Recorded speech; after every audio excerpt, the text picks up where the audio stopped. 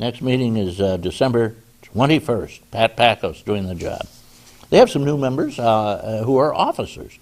The president is Barb Barbarich, quite a name. Vice President Irene Christopher, who's there forever, does the job, does a lot for breast cancer, I might add. Treasurers Kalowski and Secretaries Hemmick and Chaplain is Hemmick.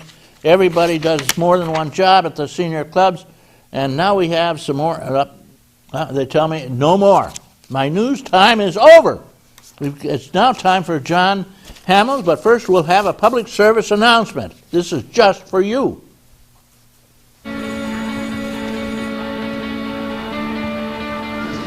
From Maine to Maui, thousands of high school students across the country are getting in on the action by volunteering in their communities. Action teams of high school students are joining Volunteers of America and Major League Baseball players to help train and inspire the next generation of volunteers. It's easy to start an action team at your school, so you too can get in on the action. Are you in? Get in on the action at actionteam.org. So there you go, kids. Instead of playing stupid games on your computer all day, go out and help somebody. John Hamels, Doc, shoots from the hip. You're on, John. Well, good morning, Reed. Good morning, Margaret. Welcome to the show. Good morning to our viewers. Wow, you're wound up today.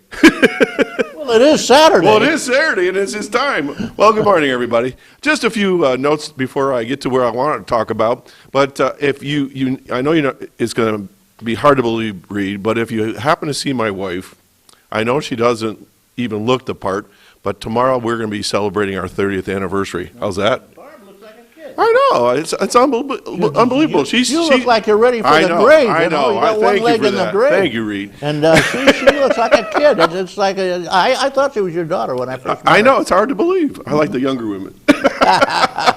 Anyways, we're really excited about that. Okay, second thing is I want to tell you guys a funny story. The other day I was out and about, and I was at a meeting, and a gentleman happened to be nearby where I was, and I was signing in to go into this facility, and I hear this voice say, that's a familiar voice. And I go, was he talking about me? And he says, is that John Hamels? I go, yeah. And he says, well, you've got a beard. So I go, yeah. I watch you guys all the time. He's a loyal fan of ours, Reed. And so right now, I just want to move the microphone just for a second for him, just to show you I have a beard. I said, well, it must be because I have the microphone in front of my mouth all the time. But, it's a lot of fun to go about the county, and people always say, hey, I saw you on TV, or, how do you put up with that, Reed? I go, I just don't know.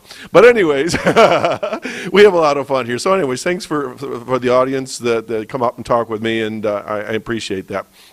Third thing I want to talk about real briefly is that yesterday we had a great time. Bill and I, my partner with our Irish duo folk group, we played at 21 East. And if you haven't been up there, folks, there's a lot of volunteers. You were talking about kids doing service. Well, adults are doing service for adults. It's the adult literacy program at 21 East on 21 East 2nd Street in Dunkirk, and it's a great cafe. But we just had a great time.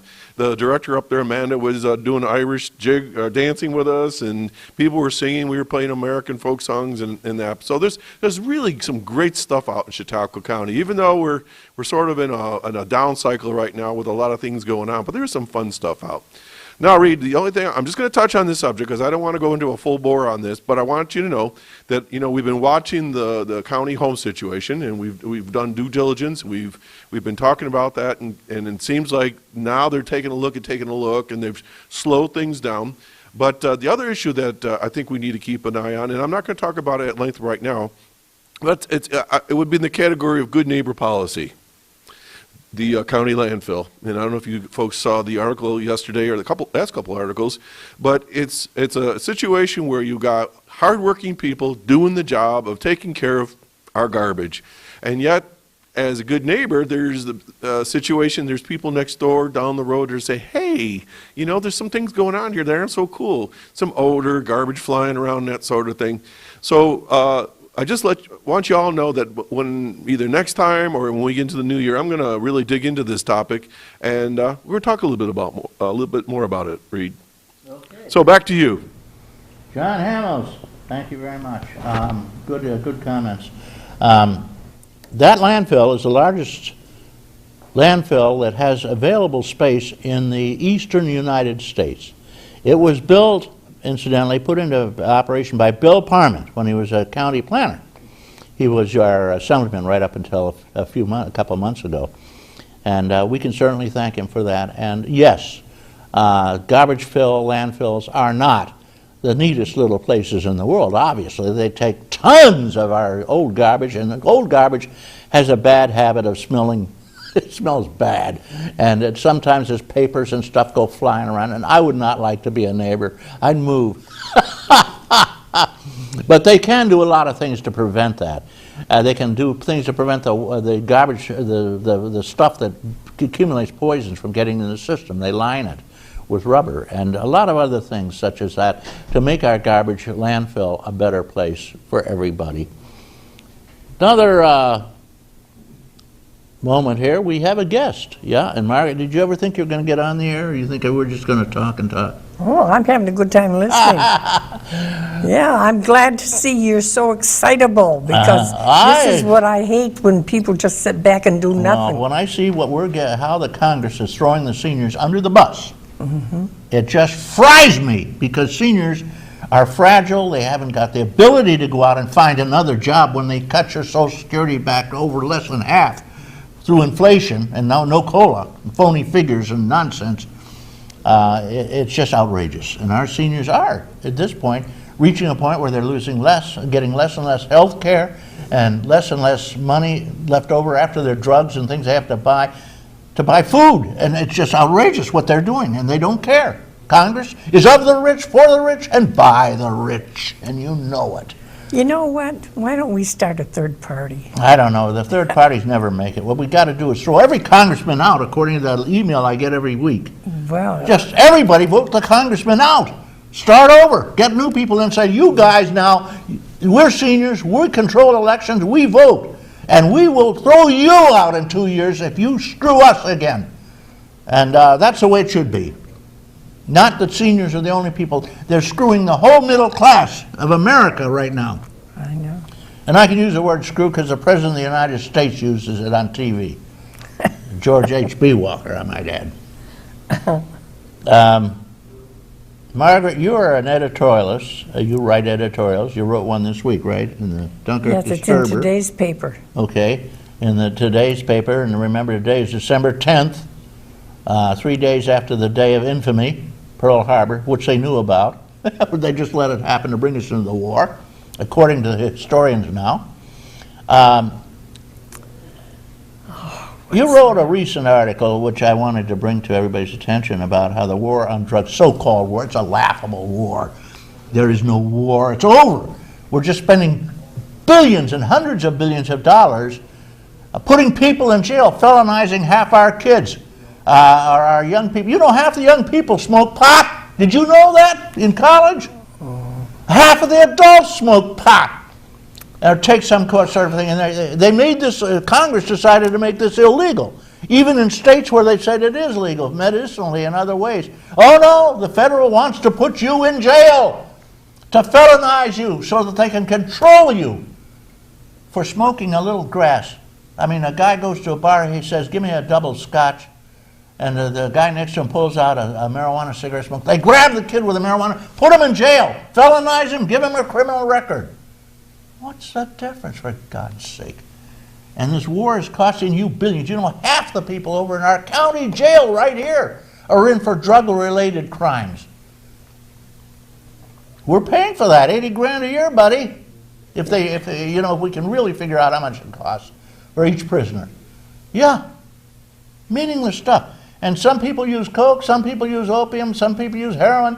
All the actors and a lot of the famous people use them. They get away with it, of course, but you and I, we go to jail. Yeah. It's not even rational. It's not rational. Who's making money on it? Well, of course, everybody in sight is making money. Judges even, lawyers for sure, congressmen, they all make a huge amount of money because they're lawyers. And since they made everything illegal that people want to take, and you cannot illegalize the use of drugs any more than you can illegalize gambling or prostitution. These are natural things people are going to do, no matter what. You know, it's a felony in some states to have sex with a girl under 18 years or 17 years. In many states, it is now 16. Out of every other country in the world, it's 14. But they could felonize every half of the kids in high school. They pass these laws that create criminals out of normal people and normal behavior. I cannot believe it. Congress, we love you. Watch your mouth. Watch my mouth. Margaret, tell us about this so-called drug war that you mentioned. The fact that they're spending billions on pot. Yeah, well, I wondered why you asked me, because I'm not an expert on drugs, that's for sure. Well, you've used But- it a lot. Oh, yeah. I don't even know what it looks like. Pot looks like grass. They call it grass. Oh, well. I got all excited about this article that I read, and it motivated me to write my column, The War on Drugs. And there's so many things here that are mind-boggling. Like, for example, the United States accounts for 5% of the world's population. But You're not allowed to look at. You're not allowed to read. You got to look at the I'm camera. not allowed to You read? got to look at the camera. Oh, if I had known that, I wouldn't have come, because I can't memorize all these figures and everything. Well, you don't need all the figures. But Just tell anyway. us. Well, we got this big war going on, right? All right. Yes, there is. And I called up David Prince in David Prince? Fredonia. Who's he? He's the judge. Judge in Fredonia. And he came over, and we had a nice long talk. And I asked him, I said, what percentage of the people that come before you would you say that their crimes are drug-related? Okay, we'll get his answer in a second. We've got somebody on the phone already. They want to talk to you. Oh, wonderful. Good morning, caller. Thank you for waiting. I'd like to hear his answer. Oh, Okay, the answer. He said about 20%. 20%. I'll bet it's higher than that. Well- You know, half the people in the slammer are drug related right here in Chautauqua I County. know, it's the second biggest business in the country, and Yeah. that's what it is. It's a business. It's a business. It's a business. The lawyers are making a bundle on it. They're representing all these people, and they're not going to change the laws. Everybody who Well, makes the laws is a and lawyer. these jobs in the prisons are political plums. Sure, prison So, jobs, Sure. judges, lawyers, caravan drivers, they're all making a bundle on this war. Right. And I asked them how much they fine the kids for using drugs.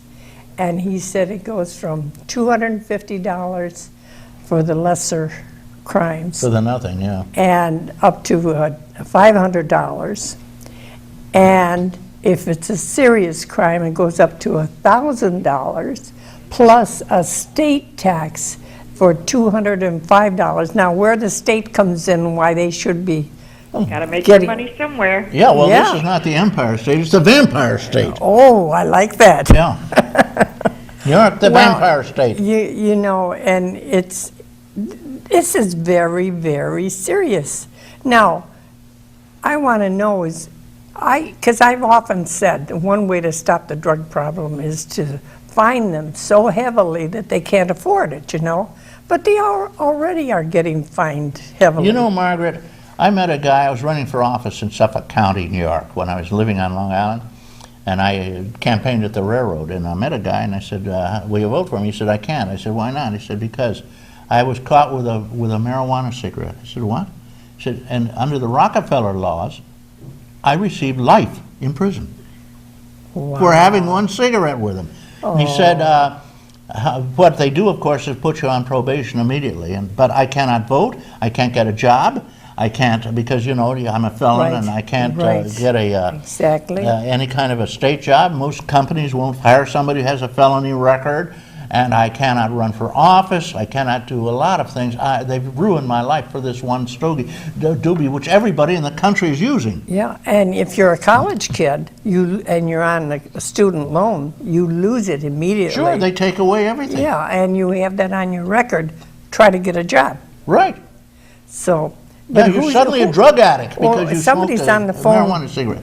Yeah, okay, caller. What do you think? Well, first off, I'd like to take this occasion to say what a wonderful season of the year it is, and I'm getting all excited because, as usual this year, Mr. and Mrs. Bishop at the